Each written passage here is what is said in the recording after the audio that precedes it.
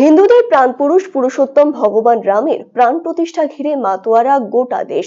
রীতিনীতি মেনে অযোধ্যায় নবনির্মিত রাম মন্দিরে রামলালার মূর্তিতে প্রাণ প্রতিষ্ঠা করলেন প্রধানমন্ত্রী নরেন্দ্র মোদী।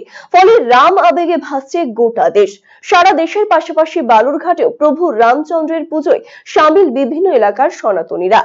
এদিন অযোধ্যায় রাম মন্দির উদ্বোধন উপলক্ষে বিজেপির রাজ্য সভাপতি সুকান্ত মজুমদার বালুরঘাট সহ দক্ষিণ দিনাজপুরের বিভিন্ন এলাকায় বিভিন্ন কর্মসূচিতে অংশগ্রহণ করেছেন।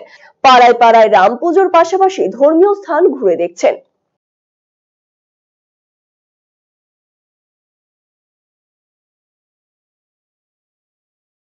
গোটা জেলা আজকে উৎসবের আনন্দে মুখর।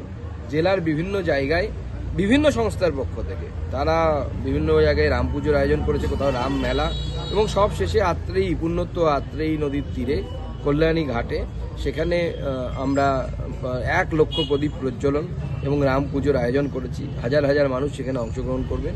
মানুষ উৎসাহের সাথে নিজেরাই গেরুয়া যে পতাকা, সেই পতাকা নিজেদের গাড়িতে লাগিয়ে ঘুরে বেড়াচ্ছে।